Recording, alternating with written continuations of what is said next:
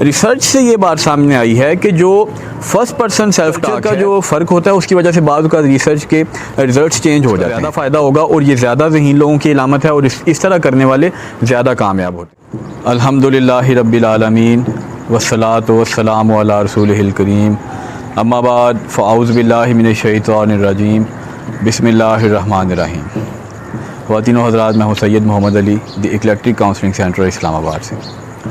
आज मैं इस मौजू पे बात करूँगा कि क्या अपने आप से बातें करना ये कोई नफ्सियाती बीमारी है या नहीं। देखिए, मैं 3 किस्म की इकसाम बयान करूँगा, इससे ज़्यादा भी हो सकती हैं, लेकिन आपकी आसानी के लिए और वीडियो को मुस्तर रखने के लिए 3 बातें मैं बयान करूँगा। सबसे पहली जो बात है वो उसे आप अब नॉर्मेलिटी कह सकते हैं।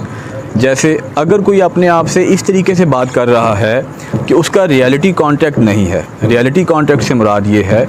कि वो उसने एक अपनी ख्याली दुनिया बनाई हुई है या उसको कोई हेलुसिनेशन है या डिलूजन है, उसकी वजह से वो अपने आप से बातें कर रहा है, तो फिर हम इसको कहेंगे कि ये नफ्सियाती बीमारी है। अच्छा, हेलुसिनेशन और डिलूजन पे मैंने अलग से शॉर्ट और लॉन्ग दोनों वीडियोस बना दी हैं, वो आप देख सकते हैं।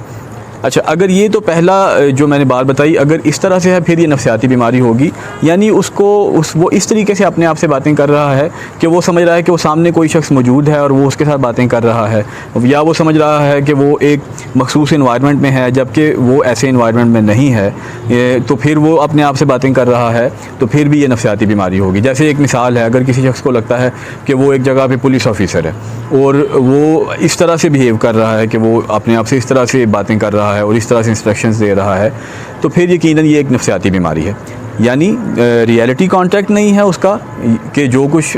हकीकत में मौजूद है वो उससे अलग सी एक उसने अपनी दुनिया बसाई हुई है, और उसके साथ डिलूजन वाला मामला है या हेलुसिनेशन वाला मामला है, तो फिर जब वो अपने आप से बातें कर रहा है तो ये यकीनन एक नॉर्मल चीज़ नहीं है और इसको हम नफ्सियाती बीमारी कह सकते हैं। ये साइकोटिक डिसऑर्डर्स में इस तरह होता है। अब मैं इसके बाद जो अगली 2 बातें हैं उनकी बात करता हूँ। देखें, कुछ लोगों को जैसे आदत होती है कि उनको लेक्चर देने का शौक़ होता है, या वो वाकई लेक्चरर होते हैं, या कोई जैसे कोई यूट्यूब का वीडियो बनाने वाला है, या कोई टीचर है, या किसी को कोई इमाम मस्जिद है, खतीब है, उसको आदत है वो अपने आप से वो ख़ुद ही ऐसे चलता फिरता वो इस तरह से महसूस कर रहा है जैसे वो अपनी जगह पे मौजूद है और लेक्चर दे रहा है या खिताब कर रहा है, बयान कर रहा है, और वो बयान करते हुए अपने स्टाइल में चल रहा है, लेकिन उसका रियलिटी कांटेक्ट है, उसको कोई डिलूजन नहीं है, उसको कोई हेलुसिनेशन नहीं है, तो फिर ये नफ्सियाती बीमारी नहीं होगी, बल्कि ये एक किस्म की उसकी प्रैक्टिस चल रही है और ये उसके लिए हेल्पफुल भी हो सकती है और ये ज़हीन लोगों की आदत भी है।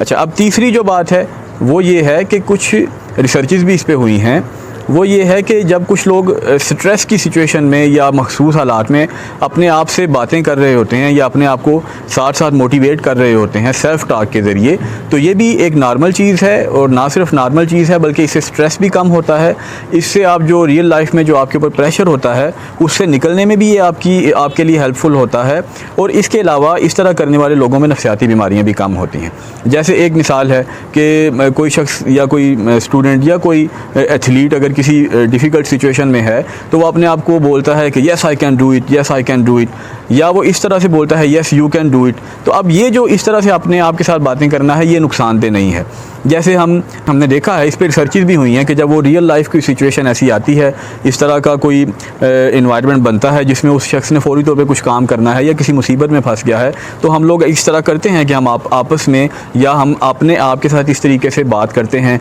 कि ये क्या हुआ है, वो क्या है, या ये मैं कैसे करूँ, अच्छा ये खुल क्यों नहीं रहा, ये बंद क्यों नहीं हो रहा। ठीक है, इस तरह की जो बात है सेल्फ टॉक है, ये बिल्कुल नॉर्मल है, और मैंने 3 इसके फ़ायदे भी बताए कि इससे स्ट्रेस नहीं होता, ये इसके ज़रिए से आप अपने स्ट्रेस को कंट्रोल कर सकते हैं, इसके ज़रिए से आप रियल सिचुएशन को फेस कर सकते हैं, इसके ज़रिए से आपको नफ्सियाती बीमारियां नहीं होती, और ये ज़हीन लोगों की भी इलामत है। लेकिन इसमें एक ज़रूरी बात यह है कि जो रिसर्च से जो बात सामने आई है कि एक है फर्स्ट पर्सन सेल्फ टॉक और एक है second person self talk. Research से ये बात सामने आई है कि जो फर्स्ट पर्सन सेल्फ टॉक है उसकी निस्बत जो सेकंड पर्सन सेल्फ टॉक है वो ज़्यादा हेल्पफुल है, और इस तरह करने वाले लोग ज़्यादा अपनी लाइफ में कामयाब होते हैं। अब इन दोनों में फ़र्क क्या है? सिंपल सी बात है, जैसे एक बात है कोई एथलीट है या कोई स्टूडेंट है, वो किसी इस तरह की सिचुएशन में फंस गया है और वो अब अपनी इस सिचुएशन में तेज़ी से एक्ट करना चाह रहा है और उससे काम हो नहीं पा रहा, तो वो जब अपने आप को बोलेगा yes I can do it, एक तो ये तरीका है, ये होगा फर्स्ट पर्सन सेल्फ टॉक। और अगर वो इस तरह से बोलता है yes you can do it, तो ये होगा सेकंड पर्सन सेल्फ टॉक। तो रिसर्च से ये बात सामने आई है कि जो सेकंड पर्सन सेल्फ टॉक है वो ज़्यादा हेल्पफुल है। लेकिन अब ये रिसर्च हुई है यूके में, तो पाकिस्तान में क्या असरात आते हैं ये तो यकीन से हम नहीं कह सकते। इसके लिए असूली तौर पे यहाँ पे भी अगर रिसर्च हो, क्योंकि कल्चर का जो फ़र्क होता है उसकी वजह से बाद का रिसर्च के रिज़ल्ट्स चेंज हो जाते हैं। तो हमारे कल्चर में ऐसा होगा या नहीं ये 100% मैं नहीं कह सकता। अमूमन चूँकि ह्यूमन नेचर एक जैसी है तो ऐसा ही होगा, लेकिन फिर भी जब तक फाइनल इस पर रिसर्च ना हो हम यकीन से कुछ नहीं कह सकते। तो इस पे जो हमारे साइकोलॉजी के स्टूडेंट्स हैं उनको मैं एक हाइपोथेसिस भी दे रहा हूँ, इस पे आप रिसर्च कर सकते हैं। तो लेकिन जो अभी तक जो बात आई है सामने वो यही है जो मैंने आपसे बयान कर दी है कि जब आप अपने आप को इस तरीके से मोटिवेट करेंगे जैसे कोई और आपको कह रहा है yes you can do it, हाँ हमज़ा तुम ये कर सकते हो, हाँ हमज़ा तुम आगे जा सकते हो। और अगर वो इस तरह से बोले, अगर किसी का नाम हमज़ा है कि हाँ मैं कर सकता हूँ, हाँ मैं आगे जा सकता हूँ, तो इसकी बजाय जब वो दूसरा पर्सन बन के बात करेगा तो फिर उसको उसका ज़्यादा फ़ायदा होगा और ये ज़्यादा ज़हीन लोगों की इलामत है और इस तरह करने वाले ज़्यादा कामयाब होते हैं। तो ये 3 तरह की बातें थी जो जिसमें हम सेल्फ़ टॉक करते हैं, और सारी तरह की सेल्फ़ टॉक मैंने जैसा कि बताया कि अब नॉर्मल नहीं होती जब तक कि उसमें रियलिटी कांटेक्ट ना हो। अगर रियलिटी कांटेक्ट है, डिलूजन नहीं है, हेलुसिनेशन नहीं है, तो फिर कितनी भी किस्म की सेल्फ़ टॉक है अमूमन वो अब नॉर्मल हम उसको नहीं कह सकते या उसको हम नफ्सियाती बीमारी नहीं कह सकते। ये हमारी आज की वीडियो थी। बहुत शुक्रिया। अल्लाह हाफ़िज़।